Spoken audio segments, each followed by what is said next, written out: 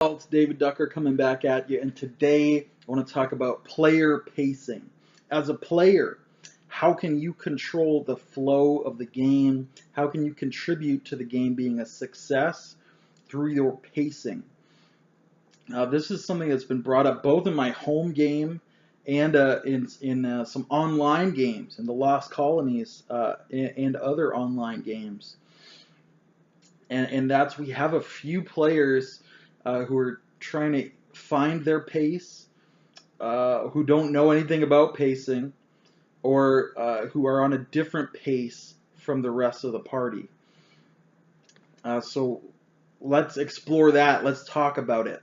So in our home game, we have certain people who are moving extremely slow. Fast pacing is not usually a problem. The GM can take care of if you're going too fast. But if you're going too slow, it's very difficult for the GM to actually speed you up at all, because either he'll interrupt you and he'll become the interrupter, and I did a video on problem GMs, the interrupter, and you don't really want to be that guy. Or you'll be the railroader. It's rude to interrupt someone. You need to trust people to take the pacing and to keep it up, to go at a good rate. But some people just haven't been educated on how to do that, or you get your wires crossed in communication about it. So at our home game, we have a few of our players who are going at an extremely slow pace. And in combat, they're taking a very long time to make any kind of decision. Outside of combat, they're creating a lot of plot hooks by exploring side quests and expanding the cast, but they're also splitting off from the rest of the party, which slows everyone else down. And by creating more content, you slow down the pace of the main storyline and objective. Now, it hasn't been a problem in the home game up until this point. We're coming up on session 20 or thereabouts. Hasn't been a problem up to this point because we're in Act 1. Act 1 is all about exposition, creating plot hooks, exploring. It's supposed to be a slower paced scene and set piece. It's supposed to be slow compared to the frantic, frenetic energy of the middle act, when you're getting attacked from all sides, you're getting beat down, you're on the run, you have to think on your feet. There's always something else popping up at you. There's story twists all over the place. Betrayals, new friends, enemy betrayals, so they become your new friends, and then, of course, inevitably betray you as well. That's kind of the middle act and leading up into the finale. And I did a video on 3-act structure in RPGs, how it applies to GMs and players. But some of our players have not been cognizant that we've now moved into the 2nd act. So at this point, you cannot be creating new storylines, new plot hooks, new NPCs, none of that. The exposition is over. You've had 20 sessions to introduce new things, and if you haven't done it by now, it's too late. Now we're going to have another 20 sessions to explore what we've got on the table, and that will end with our big conclusion.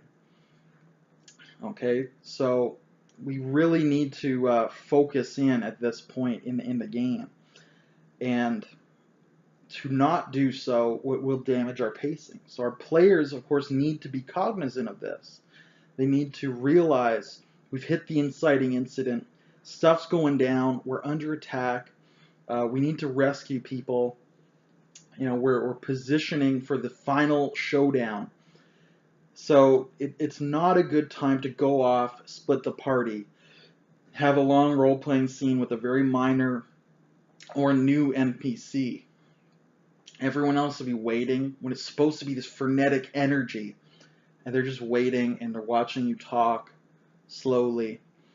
That can cause a lot of problems. The overall game, instead of going up, largely flat till you hit the inciting incident, then it shoots way up to the climax, explodes, and drops down in the denouement. this nice curve that you're supposed to get. Instead, the whole campaign ends up being flat. Every session has the exact same pacing, and you don't want that. You want this roller coaster ride. You want ups and downs and highs and lows, and always building higher and higher until you hit your climax. And some players don't seem to realize this, that you control the action, the focus, you control the spotlight. So you can either follow up on something already introduced, push it forward into the future, and that will increase the overall pace of the campaign. You have this big bush of plot hooks, you just start like weeding them off until we're just left with the trunk, and then burn the trunk down at the finale. So you grow it, you explore it all, and then you bury it. You don't want all these extra plot hooks that are never resolved. And you don't want to start the tree on fire before you've explored the rest of it. You all need to be on the same page with your pacing. And as I said, if you're going too fast, it's not a problem. The GM can slow you down. But if you're going too slow, then it starts to cause problems.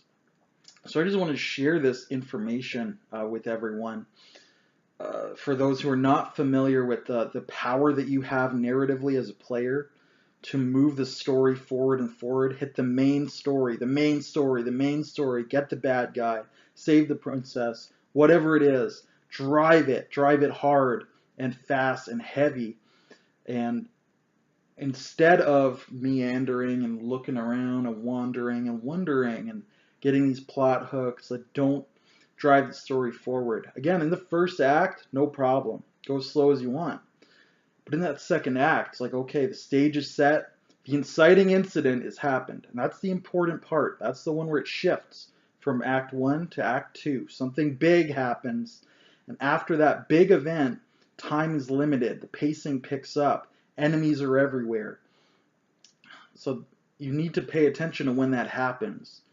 And of course, myself as a GM, I'll just tell you after the fact. I'll be like, okay, guys, we're moving into Act 2.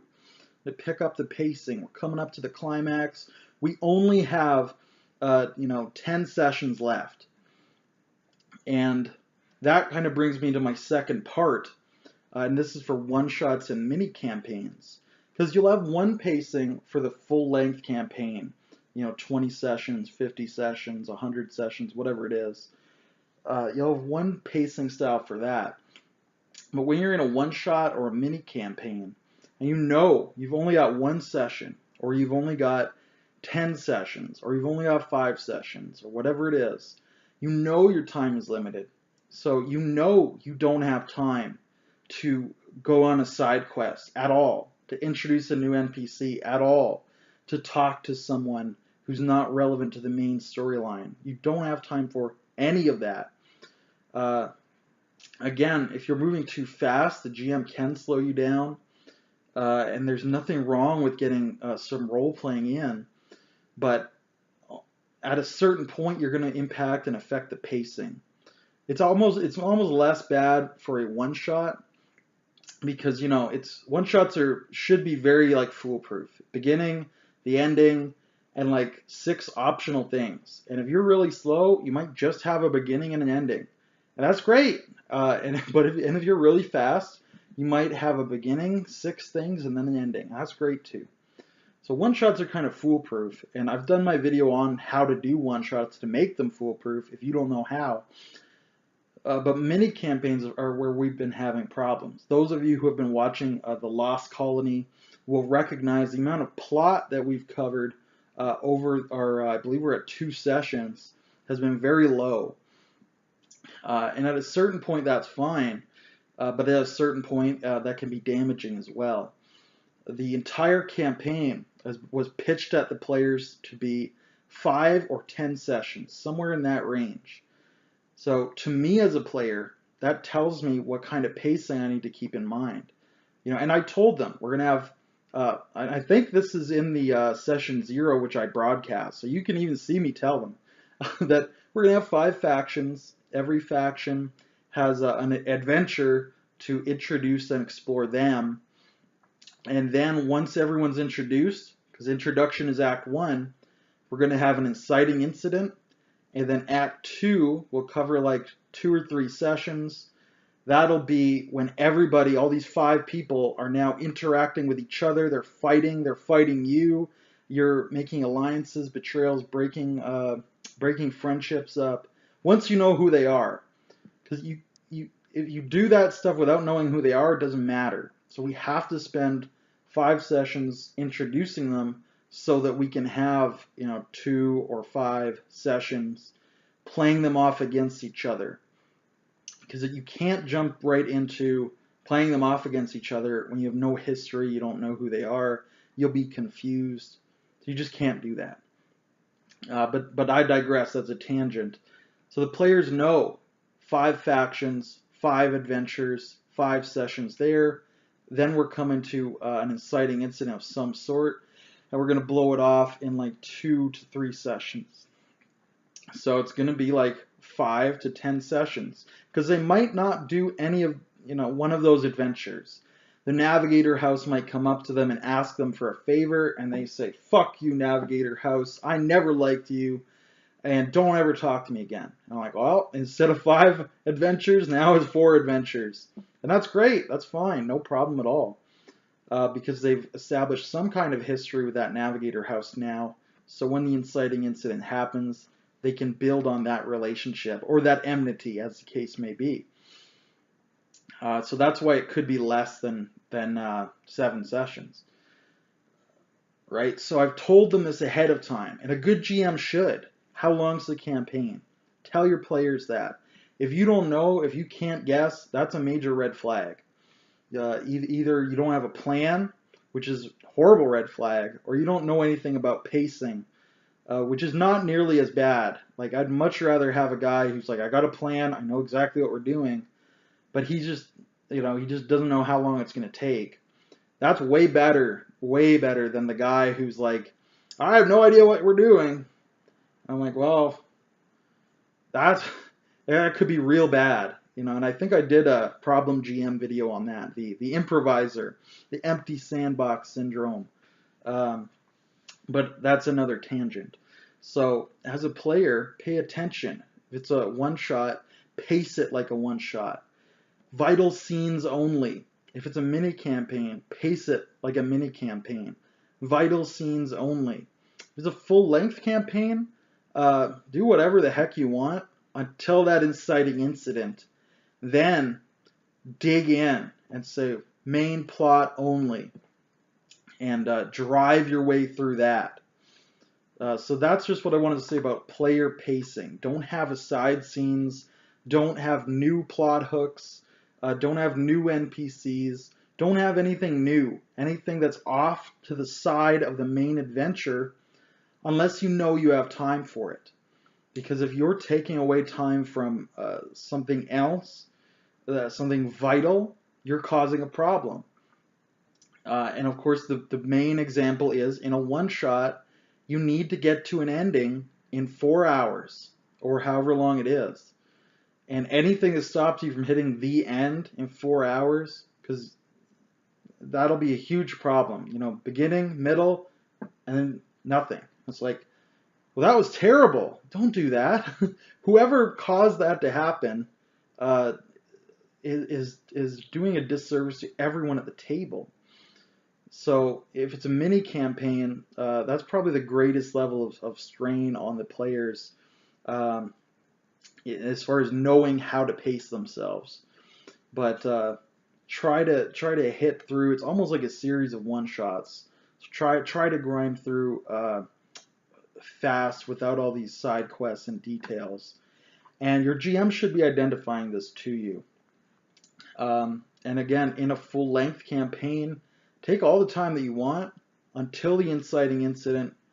And when things get real, you have to react realistically, and that usually means we gotta take care of this right away. This is a big deal. I don't have time to go visit Aunt May. I don't have time to go snap photos for the Daily Bugle. The Green Goblin has a bomb on the bridge. He's got Mary Jane. I need to go deal with that. The inciting incident has happened. I need to deal with it. I need to hit the climax as fast as possible.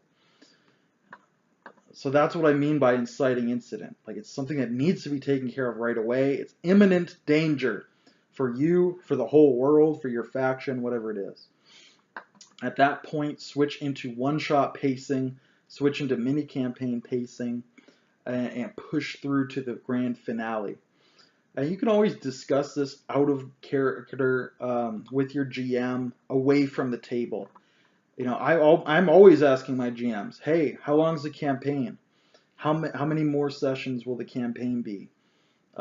Because I move really slow if left to my own devices, and I don't want to derail his plan.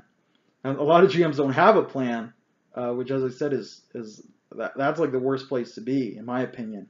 Like, in the game of a GM who has no plan, the man who's wasting your time, most likely. But as a GM, of course, I know what my viewers have a plan. They know how many sessions it's going to be, roughly, and that they will pace themselves if it's getting too fast. But for players, we need your help too. So make sure to pick the pace up if it's a one-shot, if it's a mini campaign, if you've passed the inciting incident in a long-running campaign. So let me know what you think about that in the comments below. Very interesting topic in my opinion. I hope I can get a lot of other viewpoints on it, techniques, which I've been somewhat lackadaisical on espousing in this video, but since we're approaching 17 minutes, I'm going to sign off, and until I see you again, good day and good gaming.